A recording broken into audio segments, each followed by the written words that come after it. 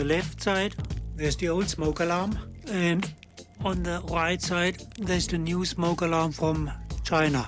What you're watching is Dunedin's Hans Schneider trying to convince the sellers of the smoke alarm on the right that its alarms could kill. They just didn't feel responsible for the crap which they sell all over the world.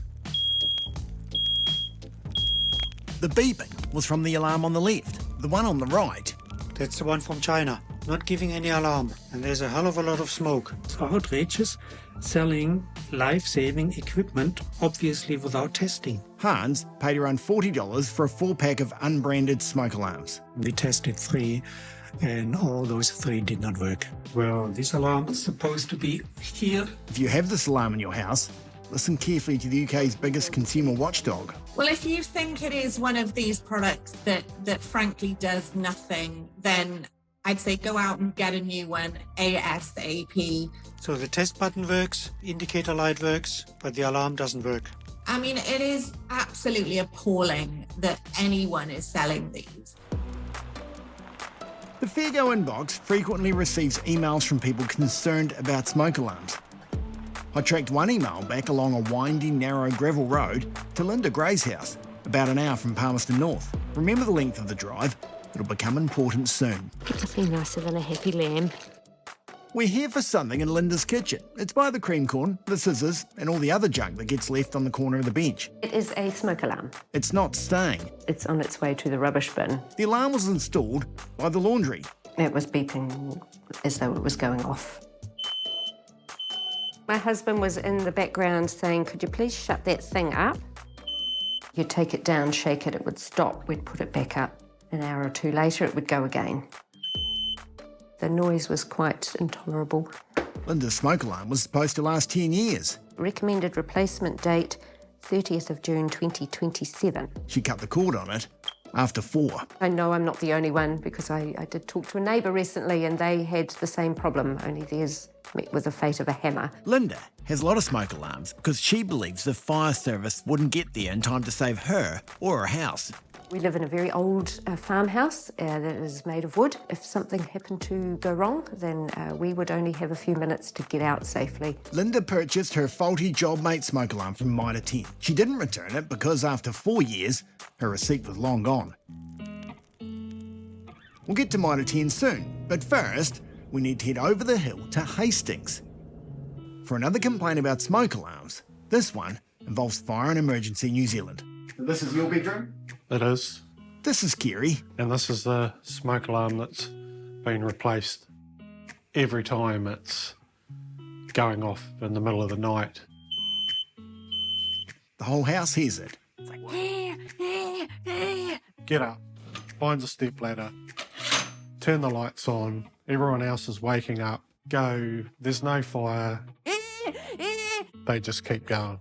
They don't stop. Kerry spent $200 on a 5-pack of Firehawk smoke alarms. It's got in big bold lettering there, 10-year warranty, 10-year sealed battery. He says 3 out of 5 have failed, which has left him A bit annoyed that it's not doing what it's supposed to do.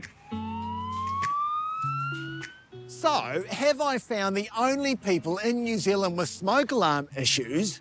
No way. No way. Or do we have a more widespread problem? There must be more people. A 2019 Consumer New Zealand survey of 500 members found 1 in 5 10-year smoke alarms had failed. Yeah, you want it to work like how it's supposed to work. It's a safety device. What's worse, a study of the Firehawk website shows Kerry's alarms are used by Fire and Emergency New Zealand and Housing New Zealand, Kāinga Ora. So, we rang Fire and Emergency. We wanted to see a smoke detector in action and get to the bottom of the faulty alarms. The alarm I'm going to put in here is... Todd O'Donoghue is the Risk and Investigations Manager for Fire and Emergency. A fire can grow quick enough in your house to kill you in less than 3 minutes. He's setting up smoke alarms at different heights. You should have working smoke alarms in every bedroom, hallway and living area of your house. Radio check complete. It's time to light the room. This received pilot. After 49 seconds, Smoke alarm going off. one of the smoke alarms activates. I did see the smoke alarm that was screwed to the ceiling to go off really early in the piece. The one on the windowsill stays silent. At 2 minutes 30 seconds, I'm out because of safety concerns. As the seconds tick by, you can see the smoke getting lower and lower. Even though that smoke in that room's not real dark in colour, that's still highly toxic at the moment. After 6 minutes, the fire is extinguished. The alarm on the windowsill is still silent. It shows that really you need to get smoke alarms and have them installed in the correct places. Now to the business of Kerry's faulty alarms, seemingly endorsed by the fire service. Is that concerning for you, and do you recommend a specific brand? Okay, so look, Fire and Emergency don't recommend a specific brand. We do, though, install the Firehawk brand as part of our campaigns. We've installed over 100,000 of them in the last 5 years, and the number of people that have raised issues back with us, it's been under 10 people. Newfield, who distribute Firehawk in New Zealand, say the units are fitted with superior Japanese batteries. And false alarms can be caused by dust or tiny insects inside the unit. They recommend vacuuming your smoke alarm regularly and say cold rooms can affect battery life. Should an alarm with a 10-year battery last 10 years? An alarm with a 10-year battery should last 10 years under normal use condition. Keep in mind though, if you have a few incidents that cause the alarm to go off and it's sounding for a long period of time, that will have a drain on the battery. None of this helps Hans, whose alarms simply don't work. Of course, it was bad. He brought his from the popular online shopping website, AliExpress. I thought, well, they look nice, they're okay, they will be all right. Turns out, Hans couldn't have been more wrong. Which testing has found 4 smoke alarms that would completely fail to warn you if your house was filling with smoke. Which is the largest consumer watchdog in the UK. There you go. That's just my office and some plants. Lisa Webb from its legal team says they gave Hans's smoke alarm a don't buy warning.